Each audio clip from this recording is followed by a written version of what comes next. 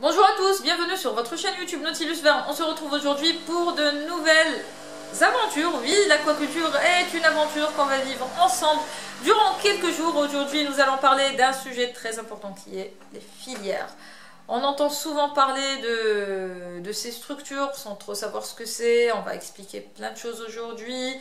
C'est quoi une filière d'abord? Avant de répondre à cette question, si vous êtes nouveau sur la chaîne, n'hésitez pas à vous abonner, juste ici, voilà. Vous cliquez sur la mention s'abonner, vous cliquez sur la petite cloche mention toute afin de recevoir toutes les notifications. C'est très important, surtout en ce moment parce que je publie des vidéos chaque jour. Et likez la vidéo si jamais la vidéo vous plaît, partagez-la avec vos amis, votre famille, dans les groupes d'étudiants, enfin ce que vous voulez, mais partagez la vidéo.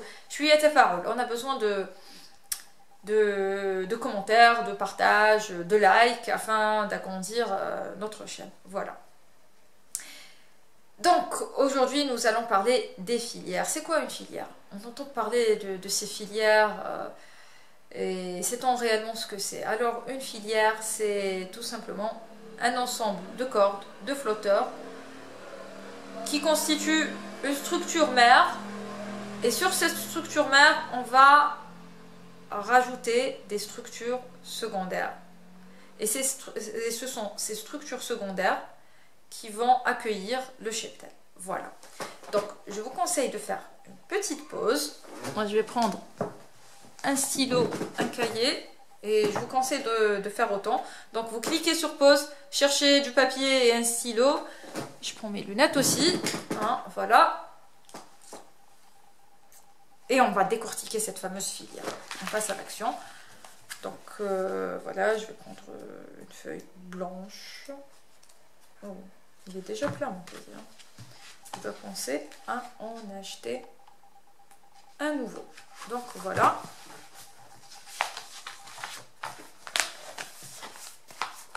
On va le plier. C'est bon, vous êtes équipés. On peut commencer. Désolée si l'image bouge. Attendez, je vous éloigne un tout petit peu. Comme ça, j'ai de la place pour écrire.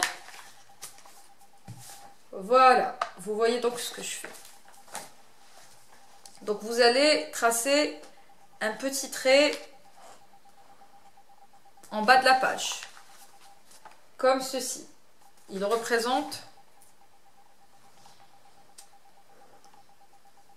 le fond marin. Voilà. Oui, je suppose que vous voyez.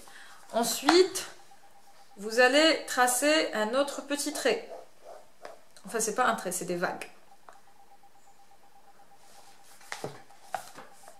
Comme ceci.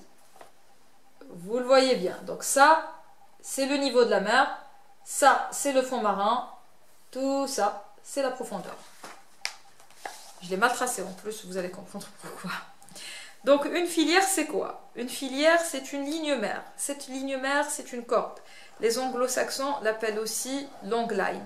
Long line, ça veut dire quoi? Le terme line ou ligne signifie corde en langage maritime. Donc, voilà. On va avoir une corde. Là, voilà notre long line qui fait plusieurs dizaines jusqu'à plusieurs centaines de mètres en fonction des endroits. Voilà. Donc là, vous avez le niveau de la mer, là vous avez le fond marin, pardon, et là vous avez notre long line qui est notre ligne mer. On l'appelle ligne mer. Voilà.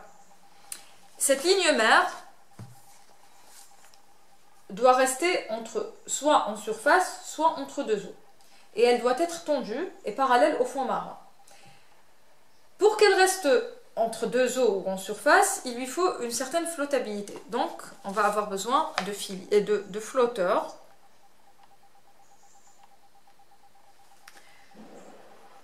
qu'on va attacher ou amarrer d'un bout à l'autre de la filière. Ces flotteurs, on les appelle flotteurs de tête parce qu'ils viennent à la tête de la filière. Vous voyez. Donc, ça, c'est la ligne mère. Et ça, c'est les flotteurs de tête qui sont chargés de la flottabilité de la structure. C'est eux qui font que cette ligne mère ne va pas toucher le fond marin. D'accord? pour que cette ligne mère reste tendue, parce qu'elle doit être tendue, et pour faire en sorte qu'elle ne se déplace pas au gré des courants, hein, parce qu'on va l'installer en mer, le principe de la chose c'est qu'on va l'installer en mer, eh bien elle va avoir besoin d'un amarrage. Donc là, ça, ce sont des amarres. Vous avez une amarre ici et une amarre là, d'un bout à l'autre de la structure. Les amarres, elles vont jouer un double rôle. Elles vont jouer un rôle dans la tension de la ligne mère. Je te dis ou باش ما تتشبكش باش ما تتخبلش في بعضها parce que vous imaginez bien que si vous mettez une corde تطيشوها في البحر من البديهي انها راح تتشبك في بعضها et ça va maintenir la structure en place. Ces amarres sont responsables du maintien de la structure en place. Donc voilà, les points qu'il y a ici et là, ce sont des articulations, c'est pas des articulations, c'est comment ça s'appelle, des jonctions, non, c'est des points d'attache dans lesquels on va retrouver soit des nœuds marins, soit un accastillage. Je vais vous montrer tout à l'heure. Et là, ce que vous voyez, ce sont des blocs. En fait, je les ai fait tout petits, les blocs. Normalement, ils sont un petit peu plus grands. Ces blocs de béton représentent des corps morts ou des points d'amarrage. C'est ce qui fait que c'est ce qui nous donne un appui dans le fond marin pour qu'on puisse attacher notre structure. Parce que dans le fond marin, on va trouver soit de la roche, soit du sable, soit de la vase, mais on ne va pas trouver un endroit où on va attacher une corde. Donc, on ajoute soit des blocs de béton, soit des blocs de béton associés à des grappins ou à des ancres, et dans certains cas, des ancres. Mais la technique la plus utilisée, la plus courante, c'est celle des blocs de béton. Dans toutes les fermes d'Algérie, vous allez trouver des blocs de béton comme point d'amarrage. Le choix du point d'amarrage varie en fonction du site, en fonction de l'exposition, en fonction de pas mal de paramètres. Alors voilà, nous avons nos corps morts. Ça, tout ça, c'est la structure principale.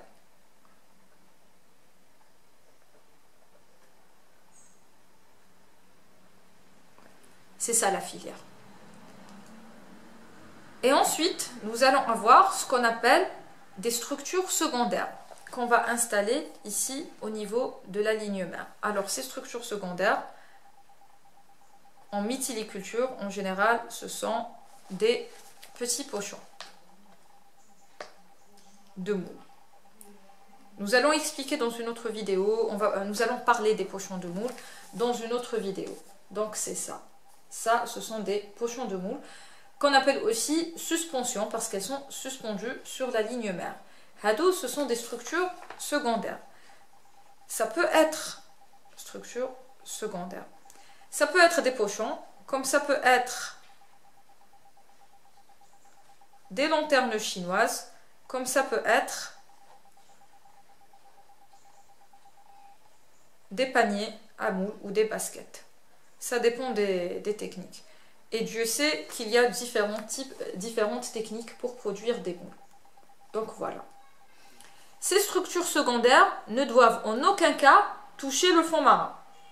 Il faut que ces structures restent entre deux eaux. Pourquoi ces structures doivent rester entre deux eaux?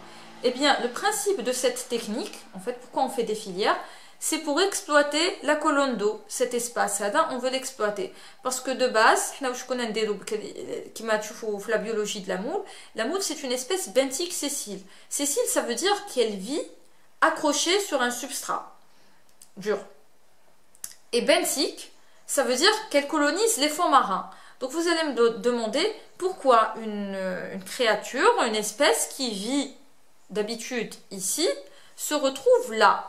Eh bien, c'est simple. La moule, en fait, elle s'en fiche éperdument de vivre ici ou ici. Ce qu'il lui faut, c'est un support qu'on va lui fournir. Et il lui faut de la nourriture qu'elle va filtrer main. Cette nourriture, elle va la filtrer. Donc, une fois qu'on lui fournit ces deux critères, eh bien, elle va vivre. Et c'est à partir de cette observation qu'on s'est dit, l'espace qu'il y a ici, il est limité, surtout chez nous. On a un plateau continental étroit. Mais l'espace qu'il y a là, on peut l'exploiter. Ça, c'est la première raison. La seconde raison, c'est qu'ici, il n'y a pas que les moules. il y a des prédateurs, des bigorneaux, des oursins, des étoiles de mer et tout.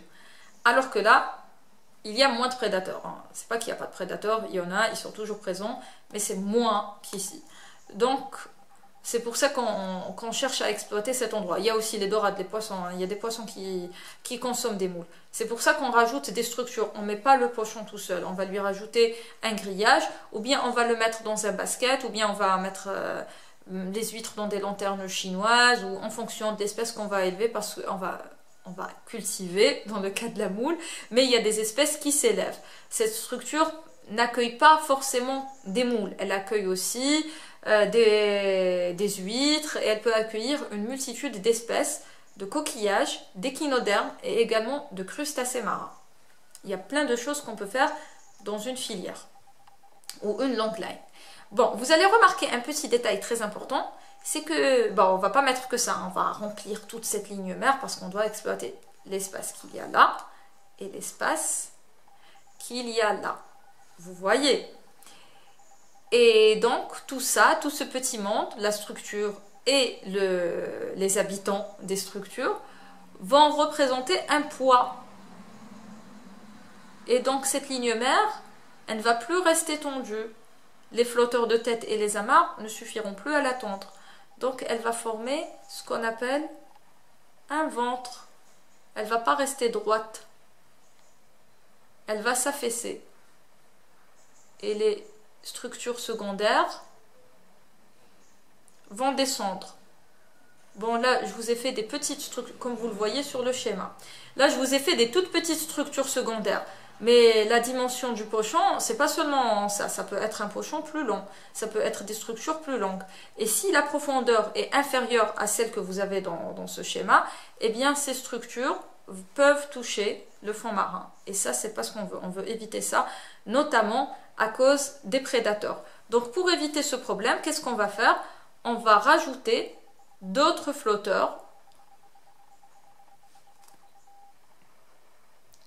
Bon, j'ai choisi une forme au hasard, c'est pas forcément cette forme-là. Pour assurer la flottabilité ils assurent la flottabilité c'est pour contrebalancer, pardon, le poids des structures qu'on va rajouter. Et ces flotteurs-là, on va les appeler flotteurs de suspension. Leur rôle, c'est d'assurer la flottabilité des structures secondaires. Parce que les flotteurs de tête tout seuls ne suffisent pas. Dans certains cas, quand la longline est trop longue, le ventre, il va se former. Même avec les flotteurs de suspension. Donc, qu'est-ce qu'on va faire? On va sectionner, on va diviser la filière. On ne va pas la couper. Hein. On prévoit ça lorsqu'on fait le montage de la structure. Dans le plan de base, on prévoit ce qui va se passer et on se dit si la filière, par exemple, elle fait 50 mètres ou 100 mètres, on peut ne pas avoir besoin de jambes. Par contre, si la longline fait 200, 300, 400 mètres, là, il va falloir penser à rajouter ce qu'on appelle des jambes. Alors, c'est quoi une jambe? Une jambe, c'est une amarre perpendiculaire au fond marin. Oui, perpendiculaire au fond marin. Et qui a pour but, attendez, j'ai plus de temps et j'ai plus d'encre. Et qui a pour but de retendre la ligne mère. C'est ça le rôle de la jambe. C'est une amarre avec un bloc et un flotteur similaire au flotteur de tête. Et son rôle, c'est de tendre. Elle joue un rôle dans la tension de cette ligne mère. Donc, on va faire une petite pause maintenant parce que j'ai plus de mémoire. Ça va se couper d'un instant à l'autre. Moi, je vous dis à bientôt pour la prochaine vidéo. Ça va être dans 2 jours pour vous. Et d'ici là, portez-vous bien et prenez soin de vous. À bientôt.